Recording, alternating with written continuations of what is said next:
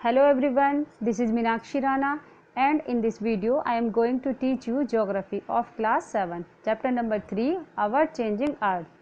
In this video we will learn about introduction of the earth, movement of the earth, volcano, earthquake, slow endogenic forces, external or exogenic forces and major landforms. Now we will start introduction of our changing earth. The surface of the earth is not uniform. पृथ्वी का surface एक समान नहीं होता. जैसे mountains, plateaus and planes ये सब equal नहीं होते. हमारी अर्थ का नेचर डायनेमिक होता है, मीन्स गतिशील होता है. आज की डेट में हम जो ये लैंडफॉर्म देखते हैं इसको बनने में मिलियंस ऑफ ईयर्स लगे. Scientist believe that millions of years ago all the continents were joined together, जिसे पेंजिया कहते थे.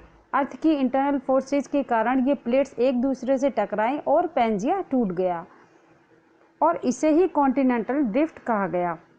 अल्फ्रेड वेजेनर ने, जो जर्मनी के थे, उन्होंने इसके बारे में बताया.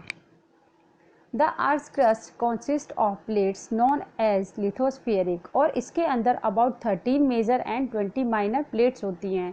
ये प्लेट्स मूव होती रहती हैं बिकॉज ऑफ इंटरनल और external movements of the earth. Now I am going to tell you about movements of the earth. The movements of the earth are divided in two parts: internal or endogenic forces, external or exogenic forces. Indo means अंदर की तरफ, genic means origin, मतलब जिसकी उत्पत्ति अर्थ के अंदर से हुई है. ये मूवमेंट्स कभी सडन होते हैं और कभी स्लो मूवमेंट्स होते हैं. Now students, we will discuss about sudden endogenic forces like earthquakes, volcanoes, landslides.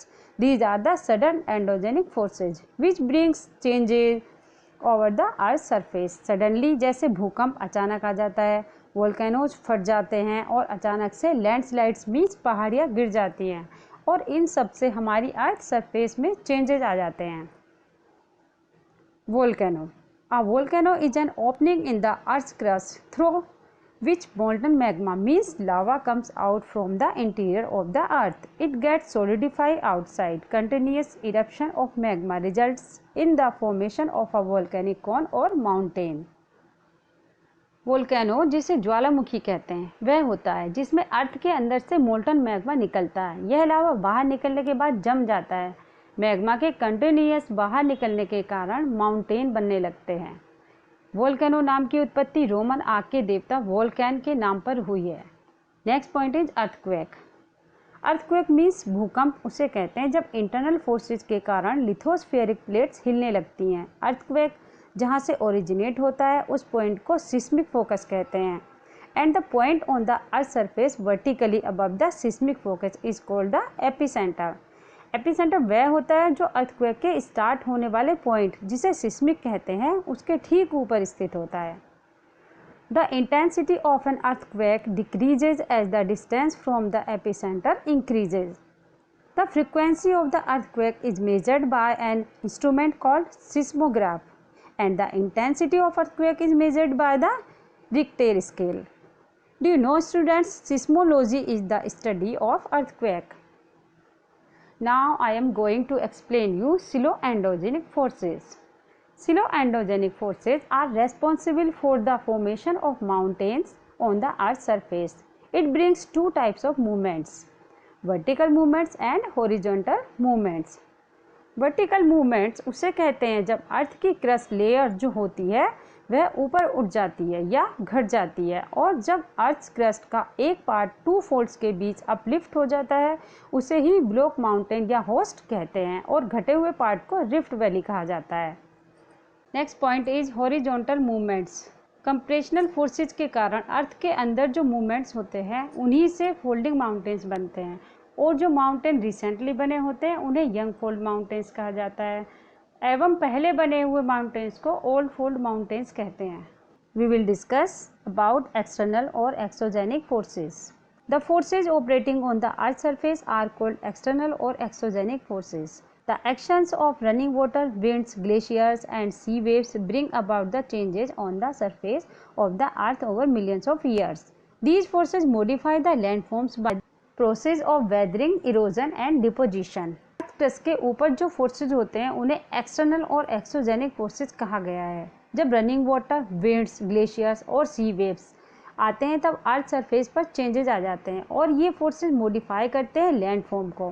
Processing of weathering, erosion and deposition. Now I am going to explain you about major landforms. External forces are responsible for changing the size and shape of the landforms. The two processes that are responsible for degrading the earth surface are weathering and erosion. Weathering is the breaking up of the rocks on the earth surface. Erosion is the removal or washing away of the weathered particles by water, wind, waves, ice, etc., which are deposited elsewhere.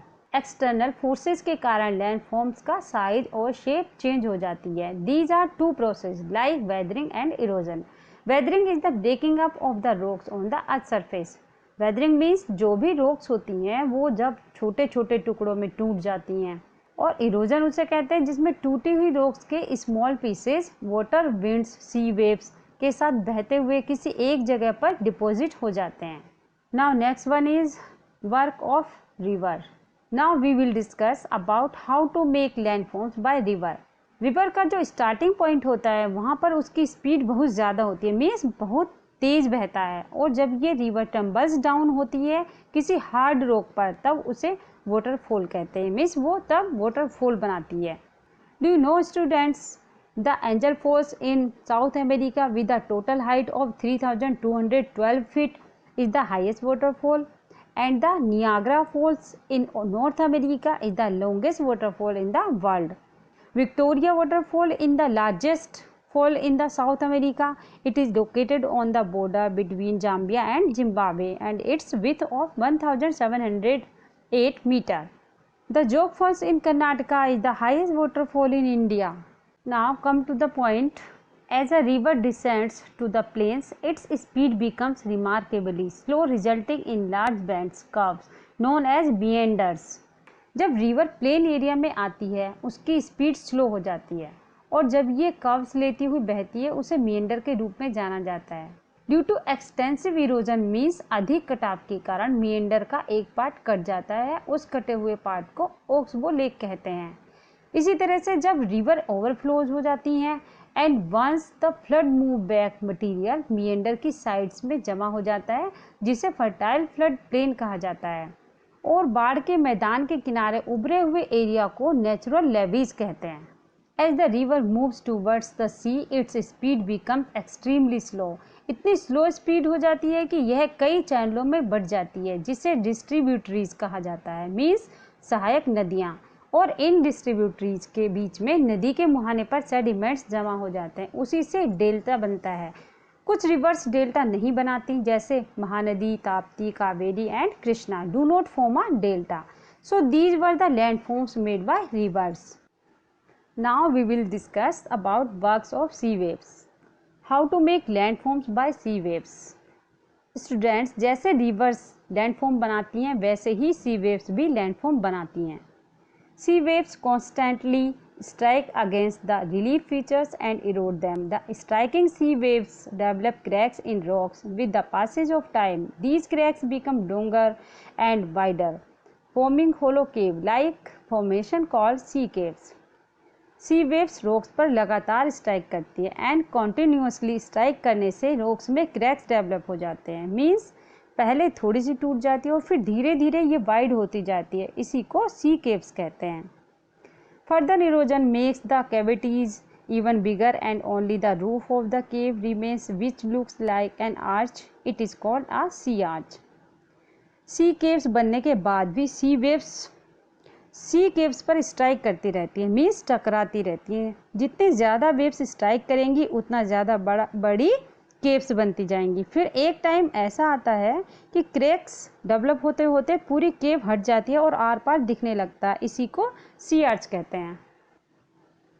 Further erosion wipes out of the roofs leaving only the vertical walls. These wall like structures are called stacks. As I told you students, firstly sea caves develop हुई, then sea arch, but sea waves तो अभी भी strike करती जा रही हैं वहाँ पर। कंटिन्यूस स्ट्राइक के कारण जो सी आर्च में रूफ रह जाती है वो भी गिर जाती है और रह जाती है ओनली वर्टिकल वॉल्स। इन्हीं वॉल्स को स्टैक्स कहा जाता है। The steep coast of the rock which stands almost vertical above the sea water is called a sea cliff. Students, you can see in the diagram here is sea cliff. In the last we will talk about how to make sea beach by sea waves. जब समुद्र की लहरें आती हैं तो वे अपने साथ sediments लेकर आती है, मीन्स मिट्टी के छोटे छोटे पार्ट्स, रेत के पार्ट्स जो होते हैं वो अपने साथ लेकर आते हैं। फिर क्या होता है, वाटर तो वापस चला जाता है बट सेडिमेंट्स वहीं रह जाते हैं। इसी को सी बीचेस कहते हैं। Look at the picture. The waves also deposit sediments along the shores which form sea beaches. Now next point is work of glaciers. Glaciers are slow moving rivers of snow and ice. As a glacier moves, it erodes rocks and exposes the solid rock below. Therefore, the valley made by glaciers have a flat bottom with steep sides and these are called U-shaped valley. Glaciers snow and ice की slow moving reverse कहलाते हैं। जैसे ये move होते हैं अपने साथ rocks को भी ब्रेक करते हुए नीचे आते हैं, क्योंकि ये भी बर्फ़ की चट्टान होती हैं। इन ग्लेशियर्स के द्वारा वैलीज बनती हैं and these are called U shaped valleys. और जैसे आइस मेल्ट होती है, आइस वाटर एक जगह फिल्ड हो जाता है, वह माउंटेन्स में एक ब्यूटीफुल लेक बनाता है। ग्लेशियर्स अपने साथ parts of rocks, sand and silt लाते हैं और एक जगह डिपॉजिट कर देता है। इन्हीं को ग्लेशियर्स मोराइंस कहते हैं। Now last point is work of wind. Students, do you know how to make landforms by wind?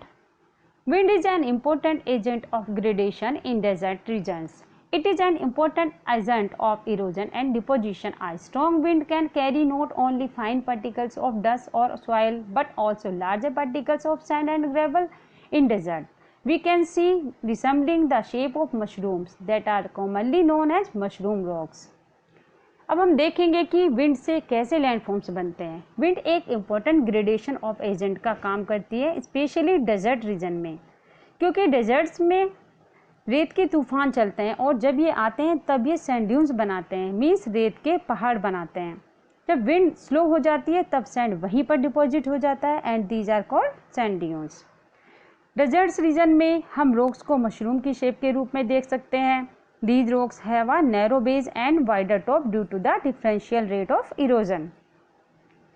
जब हवा चलती है उसमें सैंड पार्टिकल्स होते हैं और वो नीचे वाले एरिया में फ्लो करते हैं, क्योंकि वो हैवी होते हैं और ये सैंड पार्टिकल्स नीचे वाले एरिया को इरोड करेंगे एंड कंटिन्यूसली फ्रिक्शन के कारण ये मशरूम रूप की शेप ले लेते हैं।